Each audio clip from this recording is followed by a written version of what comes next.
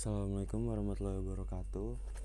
Sebelumnya terima kasih atas waktu dan kesempatannya. Pertama-tama saya mengucapkan terima kasih dan yang saya hormati Bapak Insinyur Muhammad Arofik STMT PhD IPM selaku Ketua Penguji, Bapak Dr. Insinyur Fahmizal STMSC selaku Sekretaris Penguji dan juga dosen pembimbing saya. Dan terakhir Ibu Insinyur Unun Yusmaniar Oktiawati STMSC PhD IPU selaku anggota penguji. Pada kesempatan kali ini saya akan mencoba mempresentasikan hasil proyek akhir saya yang berjudul Optimasi Daya Panel Surya dengan Maximum Power Point Tracking atau MPPT berbasis algoritma Perturb and Observe atau PNO. Dimana pada proyek ini saya dibimbing langsung oleh Bapak Fahmizal. Nah, pada pembahasan kali ini ada 7 poin yang akan saya coba sampaikan, yaitu latar belakang, rumusan masalah, batasan masalah, tujuan penelitian, kajian dan metodologi penelitian, hasil dan pembahasan, dan juga kesimpulan. Yang pertama terkait pendahuluan, yaitu terdapat 4 poin yang melatar belakangi penelitian saya. Yang pertama mengenai energi baru terbarukan. Seiring berkembangnya waktu, penggunaan energi semakin dibutuhkan. Akan tetapi energi fosil sudah mulai ditinggalkan karena memberi efek buruk kepada lingkungan. Salah satu solusi yang didapatkan adalah dengan pemanfaatan energi baru terbarukan untuk memanfaatkan energi yang bersumber dari energi alam, di mana EBT ini merupakan salah satu tujuan yang sudah ditetapkan pada Sustainable Development Goals atau SDGs pada poin ke-7. Selanjutnya, salah satu energi baru terbarukan yang paling dipromosikan adalah panel surya, karena panel surya memanfaatkan energi surya di mana setiap negara pasti mendapatkan suplai energi surya.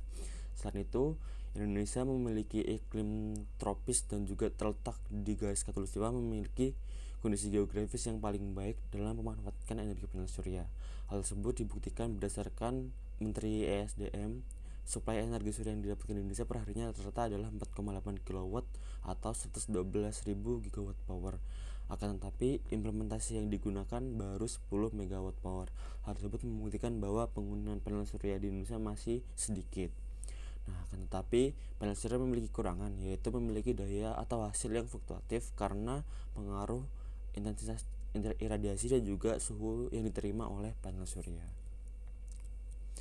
Nah, sebagai solusi dari pemanfaatan daya yang fluktuatif tersebut, digunakanlah MPPT atau Maximum Power Point Tracking, di mana MPPT berfungsi untuk melacak maksimum power point atau MPP pada setiap kondisi sehingga daya yang dihasilkan akan lebih optimal.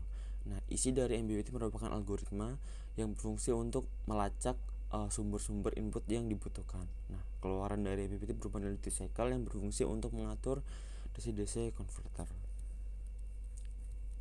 Selanjutnya, pada penelitian ini algoritma MPPT yang saya gunakan adalah algoritma PNO, di mana terdapat 2 tahapan, yaitu Perturb and Observe, di mana Perturb adalah memperturb atau perturbasi dari tegangan referensi. Observe adalah untuk mengobservasi hasil dari perturbasi dari tegangan tersebut, di mana nilai input yang dibutuhkan dalam algoritma ini hanya arus dan juga tegangan yang dihasilkan oleh panel surya. Selanjutnya, rumusan masalah. Yang pertama, panel surya memiliki karakteristik keluaran daya yang tidak stabil akibat perubahan intensitas cahaya matahari dan suhu lingkungan. Yang kedua, metode supaya panel surya beroperasi pada titik daya maksimum atau maximum power point atau MPP. Yang ketiga, implementasi maximum power point tracking atau MPPT dalam pengoptimalan daya panel surya. Dan yang terakhir adalah perancangan algoritma Perturb and Observe atau PNO dalam sistem MPPT. Batasan masalah. Yang pertama adalah panel surya yang digunakan adalah bertipe riset energi RSN 126-285P berjenis polikristalin dengan kapasitas 285 watt peak atau WP. Yang kedua, simulasi ini menggunakan pengetahuan MATLAB 2023A. Yang ketiga, penelitian ini berfokus pada membandingkan nilai daya keluaran panel surya tanpa dan dengan maximum power point tracking atau MPPT. Dan yang terakhir adalah beban yang digunakan dalam penelitian ini merupakan beban resistif. Tujuan penelitian yang pertama, merancang sistem MPPT dengan metode PNO pada panel surya. Yang kedua, menguji keefektifan algoritma PNO dalam mengoptimalkan daya keluaran panel surya dan sistem pada berbagai kondisi. Yang terakhir adalah menganalisis performa sistem MPPT yang telah dirancang dalam merespon perubahan intensitas cahaya matahari, suhu lingkungan, dan juga perubahan nilai beban. Selanjutnya adalah terkait metode penelitian. Nah, ini merupakan perancang sistem yang saya gunakan. Terdapat 4 komponen yaitu panel surya, nanti outputnya akan masuk ke MPPT dan juga buck converter.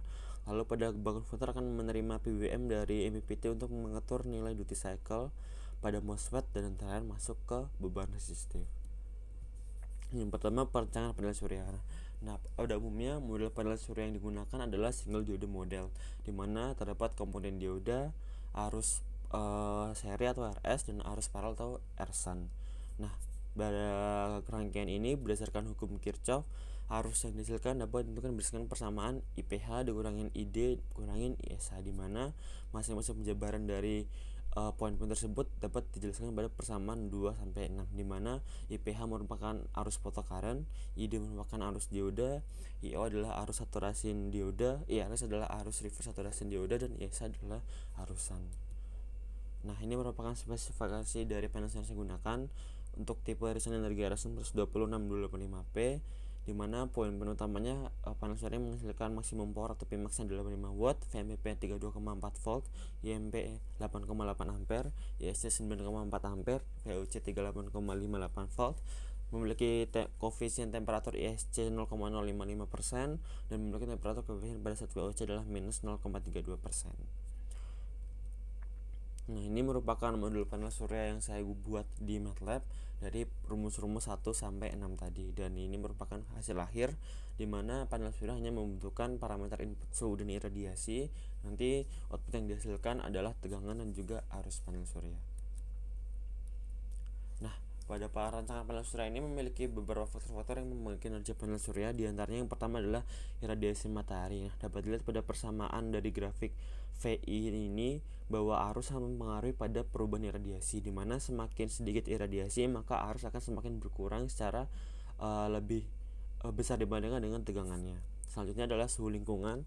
Nah, pada suhu lingkungan pada grafik VI ini tegangan lebih berpengaruh, di mana semakin tinggi suhu maka semakin kecil tegangan yang akan dihasilkan. Tersebut dikarenakan pada panel surya terdapat koefisien nilai pada saat VOC di mana nilainya adalah negatif sebesar 0,32% tadi, sehingga semakin besar suhunya akan semakin kecil juga tegangan yang dihasilkan.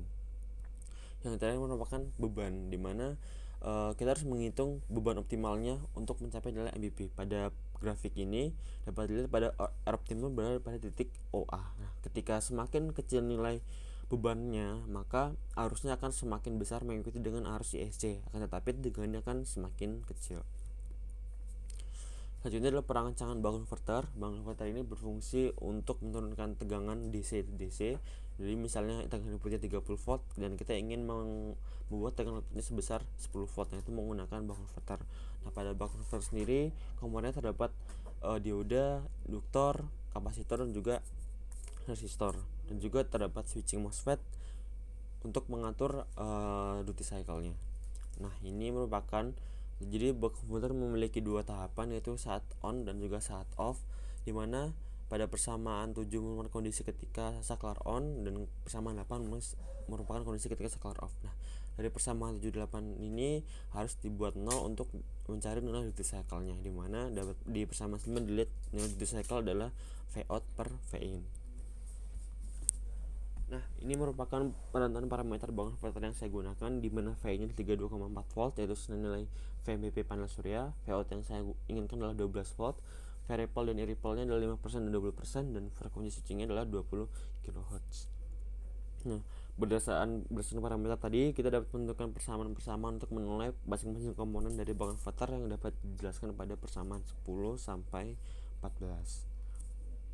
Nah, selanjutnya adalah perancangan algoritma MPPT.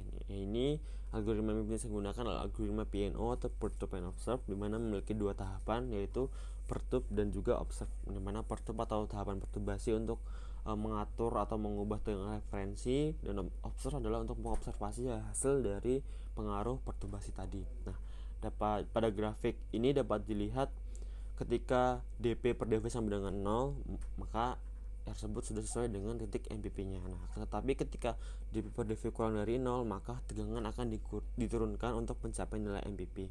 Dan sebaliknya, jika dP per dV lebih dari 0, maka tegangan akan dinaikkan sampai mencapai titik MPP.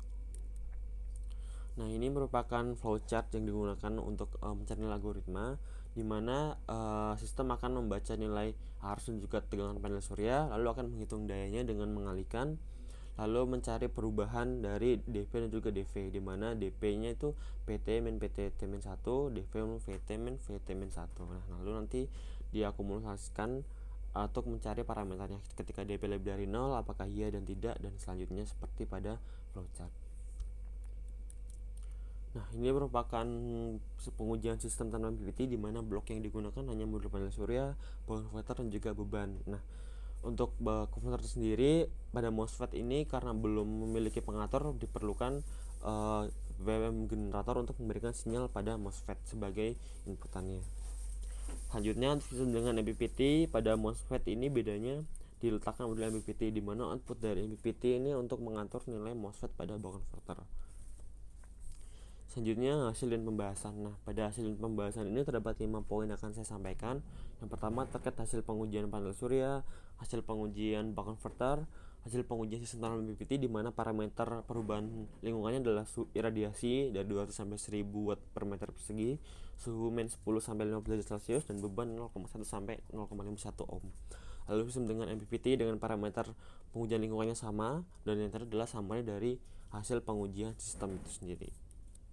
Yang pertama, pengujian panel surya. Nah, pada gambar pertama merupakan grafik VI dan gambar kedua merupakan grafik VP, di mana pada grafik dapat dilihat bahwa nilai VOC sebesar 38,8 volt dan ISC adalah 9,4 ampere pada kondisi STC yaitu 1000 W per meter persegi dan juga suhu 25 derajat Celcius. Lalu VMPP-nya 32,4 volt, IMP 8,8 ampere, dan Pmax-nya 25,12 volt. Tersebut sudah sesuai dengan dataset pada panel surya sehingga menandakan bahwa pengujian ini berhasil atau sudah sesuai. Selanjutnya pengujian buck converter. Nah, berdasarkan persamaan 9, 10, 13, 14 dapat ditetapkan nilai dari komponen buck converter sebagai berikut, di mana di cycle-nya 37,4%, induktornya 79,5 mikrohenry, kapasitornya 49,5 mikrofarad, dan nilai beban optimalnya adalah 0,51 ohm. Nah, berdasarkan komponen tersebut setelah dilakukan pengujian, hasilnya adalah VI ini 32,4 volt, VOC-nya 10,76 volt, IOT-nya 21,11 ampere, dan POC-nya adalah 27,2 watt. Nah, untuk VOC sendiri yang ditargetkan 12 volt ini memiliki pengurangan sebesar 90%, pengurangan 10%, sehingga nilai hasilnya hanya 90%. Tersebut masih wajar karena pengaruh dari nilai resistif dari komponen-komponen lainnya. Nah, ini merupakan hasil pengujian buck converter berdasarkan perubahan nilai duty cycle dari 25% sampai 90%, sehingga dapat disimpulkan bahwa penentuan nilai duty cycle ini sangat penting untuk mempengaruhi hasil akhir dengan yang digunakan atau yang kita inginkan. Selanjutnya ini pengujian sistem tanpa MPPT ini pada perubahan iradiasi, yaitu pada saat perubahan iradiasi 200 sampai 1000 watt meter persegi dengan suhunya konstan dalam derajat Celcius dan bebannya konstan 0,51 ohm. Nah, di sini dapat dilihat bahwa efisiensinya 0,86 atau 18%, di mana efisiensi ini adalah Pout dibagi menjadi PPV. Selanjutnya ini adalah grafik dari pengujian tanpa MPPT dengan perubahan iradiasi, di mana semakin kecil nilai iradiasinya maka akan semakin kecil juga tegangan yang daya yang akan dihasilkan. Nah, ini merupakan pengujian sistem MPPT dengan perubahan suhu, di mana suhunya itu bervariasi dari minus 10 derajat Celcius sampai 50 derajat Celcius dengan iradiasi dan beban yang konstan yaitu 1000 watt meter persegi dan juga 0,51 ohm, di mana efisiensi yang dihasilkan adalah 0,90 atau 90%. Nah, ini merupakan grafik hasil pengujiannya dari daya panel surya dan juga daya keluaran sistem. Selanjutnya pada perubahan nilai beban, ini adalah bebannya bervariasi dari 0,1 sampai 0,51 ohm, yaitu didapatkan efisiensi daya rata-ratanya adalah 0,80 atau 80%. Nah, ini merupakan grafik hasil pengujian dari perubahan nilai bebannya. Nah, yang selanjutnya adalah pengujian sistem dengan MPPT. Nah, yang pertama terhadap perubahan iradiasi, ini perubahannya sama dan didapatkan efisiensi daya rata-ratanya adalah 0,88 atau 88%, meningkat dari sistem tanpa MPPT. Nah, ini merupakan grafik hasil pengujiannya, daya panusan juga daya keluaran sistem. Selanjutnya pada saat perubahan suhu ini sama seperti tanpa MPPT, di mana dihasilkan efisiensi daya rata-ratanya sebesar 0,90 atau 90% atau masih konstan. Nah, ini grafik hasil pengujiannya daya panel dan juga daya keluaran sistemnya. Selanjutnya yang terakhir adalah perubahan nilai beban. Nah, pada saat perubahan nilai beban ini sama seperti yang sistem tanpa MPPT, di mana menghasilkan efisiensi daya rata adalah 0,84 atau 84%, di mana meningkat jika dibandingkan dengan sistem tanpa MPPT. Nah, ini grafiknya. Nah, selanjutnya ini adalah ringkasan atau sampan dari hasil pengujian sistem. Ini berdasarkan efisiensi dayanya. Pertama terkait perubahan radiasi. Ini dapat dilihat bahwa sistem tanpa MPPT dengan MPPT memiliki kenaikan sebesar 2% dari 86% tanpa MPPT menjadi 88%. Nah, ini dapat dilihat pada grafiknya bahwa sistem dengan MPPT ini lebih tinggi dibandingkan efisiensi sistem tanpa MPPT. Selanjutnya pada saat perubahan suhu ini konstan masih sama, masih sekitar 90% dari sistem tanpa MPPT dan juga sistem dengan MPPT. Nah, yang terakhir adalah saat perubahan nilai beban, ini sistem efisiensinya naik dari 80% menjadi 84%, sehingga ada kenaikan 4%.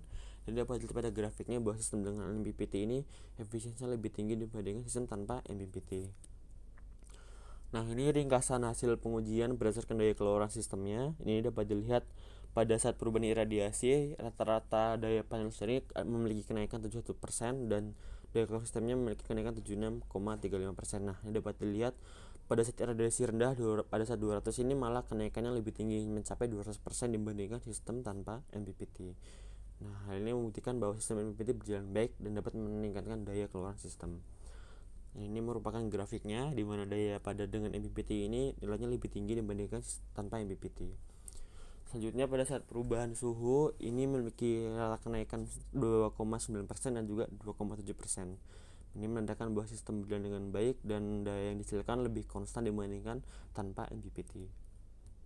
Ini grafiknya sama dengan MPPT lebih tinggi dibandingkan tanpa MPPT.